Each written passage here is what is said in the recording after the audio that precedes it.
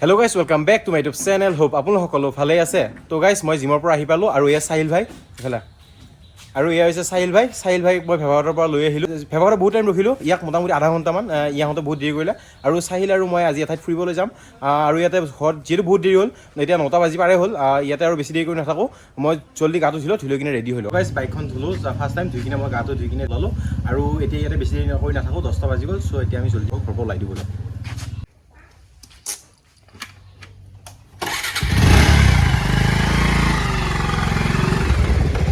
তো গাইজ আমি আহি পাই গ'ল নগৰবাৰী চক আৰু এতিয়া ইয়াত চাৰিলে মাস্ক কিনিব সোমাইছে ইয়াতে চ' মাস্কখন কিনি কিনে ইয়াতে মোৰ বাইকৰ চকত অলপ পাম্প আছে পাম্পটো দি লওঁ দি কিনে আমাৰ নগৰবাৰীৰ মাজত এপাক সোমাই কিনে ডাইৰেক্ট ওলাই যাম আৰু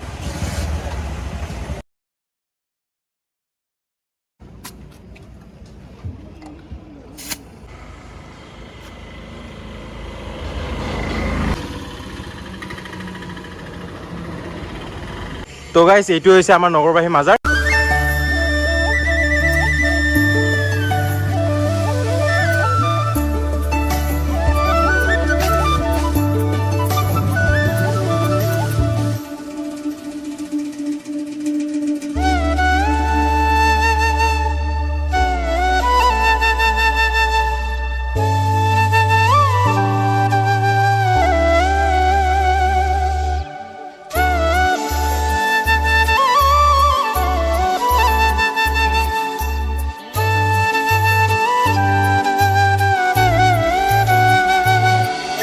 তো গাইজ আমি আছোঁ এতিয়া পেট্ৰল পাম্পত মোৰ বাইকৰ পেট্ৰল খতম হৈ হৈছে এতিয়া পেট্ৰলটো ভৰাই লওঁ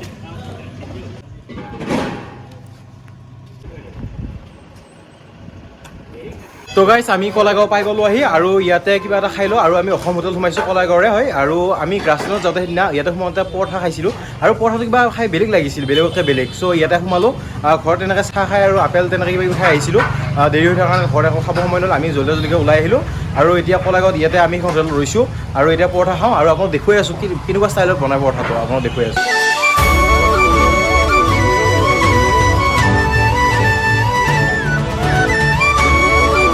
তো গাইজ আমাৰ খোৱা হৈ গ'ল আৰু এতিয়া ইয়াতে বিলটো দি দিলোঁ আৰু এতিয়া বিল দিয়া হৈ গ'ল আৰু এতিয়া ডাইৰেক্ট আমি কৰ্মত যাম আকৌ যিহেতু তাৰ পৰা দাৰ্জিলিঙতো যাম চ' আৰু বেছি সৰু কৰি নাথাকোঁ তো এতিয়া যাওঁ বুলি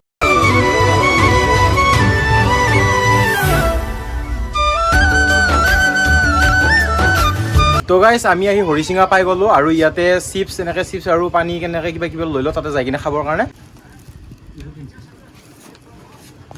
তো গাইজ আমি এয়া লৈ ল'লোঁ তাতে যাই কিনে বহি ধুনীয়াকৈ খাম আৰু তাতে চ' এতিয়া আমি ইয়াৰ পৰা জল্দি ওলাই দিওঁ বহুখিনি দেৰি হ'ল আৰু এতিয়া মোটামুটি 11:20 মানে হ'ল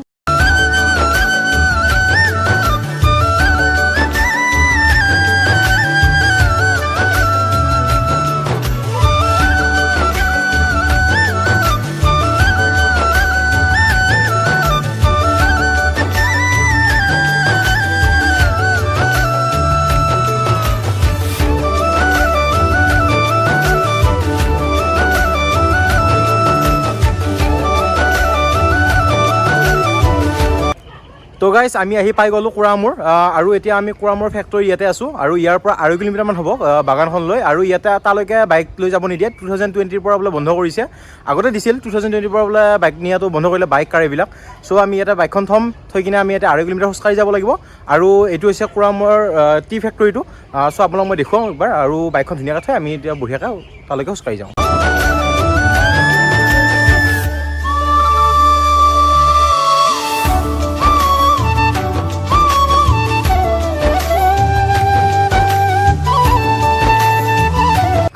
তো গাইজ আমি তাতে বাইক থৈ কিনে এতিয়া আমি ভিতৰত আহিলোঁ এতিয়া খোজকাঢ়ি যাই আছোঁ 2 কিলোমিটাৰ খোজকাঢ়ি যাব লাগিব মিতা মিতা কেনেকুৱা ফিলিংছ কেনেকুৱা 2 কিলোমিটাৰ খোজকাঢ়ি যাব লাগিব তো পাৰি চ' ই পাৰিব ব'লা চ' ব'লক যাওঁ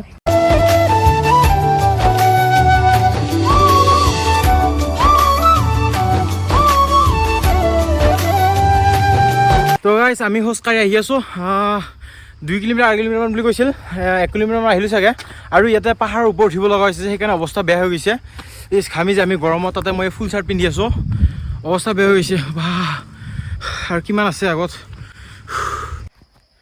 তো গাইজ আমি আহি পালোঁ আধামান পালোঁ চাগে আধা পাইছোঁ না এতিয়া ভালকৈ গমেই পোৱা নাই কাৰণ তাতে গ'লেহে গম পাম আৰু কিমান আছে বাকী যাই পালে আৰু ইয়াতে আমি ধুনীয়াকৈ ফটো চটো উঠিলোঁ দুখনমান।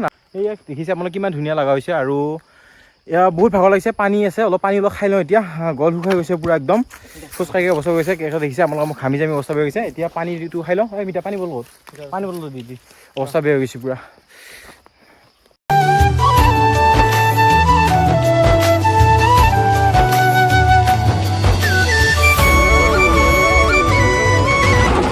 আমি খোজকাঢ়ি আহি আছিলোঁ, আহি থাকোঁতে এখন গাড়ী এখন আহি আছিল। গাড়ীখনক সুধিলোঁ, কৈছে আৰু 2 কিলোমিটাৰমান আছে, অলপ আগলৈকে যাব বোলে গাড়ীখন।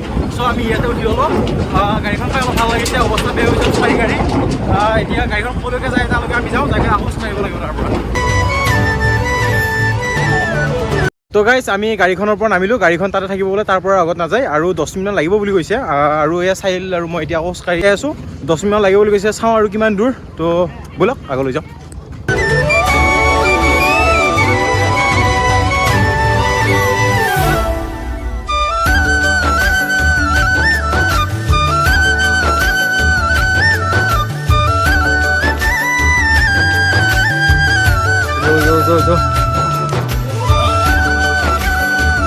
আমি আহি আমাৰ ডেষ্টিনেশ্যন পাই গ'লোঁ। এয়া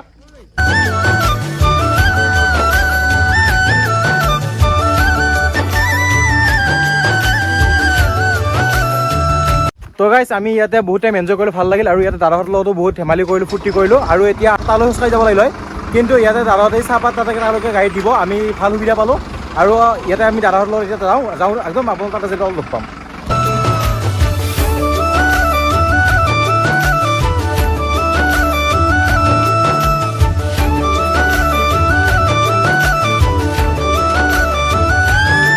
তো গাইজ আমি য'ত বাইক থৈ গৈছিলোঁ আহিয়ে পালোঁ। আৰু এতিয়া আমি ইয়াৰ পৰা দাউজেং যাম চাগে। আমি আৰু চাওঁ দাউজেং যোৱা হয় নহয়, বহুতখিনি দেৰিও হ'ল। যদি টাইম মিলে আমি এতিয়া সোমাম তাতে।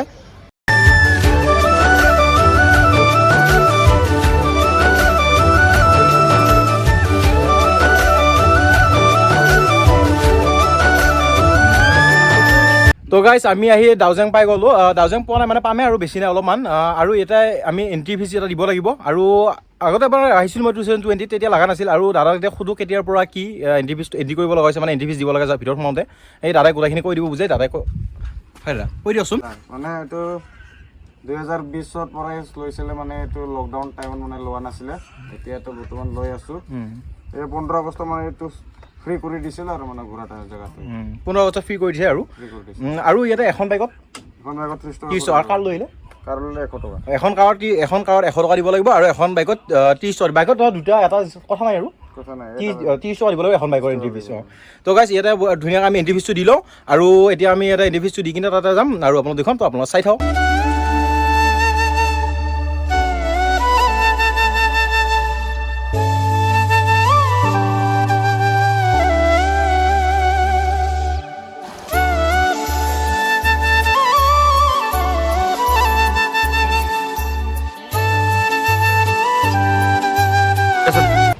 তো গাইজ আমি আহি দাউজেং পাই গ'লোঁ। আৰু এতিয়া আমি ৰাতিপুৱা তাতে 10:30 এই কালেগত আমি পৰঠা খোৱাই আৰু একো খোৱা হোৱা নাছিল। আৰু হৰিচিঙৰ চকত আমি এই চিপছ তেনেকৈ পানী তেনেকৈ কিবা কিবি কিনিছিলোঁ। আৰু এতিয়া আমি এই চিপছ আৰু পানী খাই লওঁ। খাই কিনে আমি ইয়াতে ধুনীয়াকৈ গাটো ধুওঁ।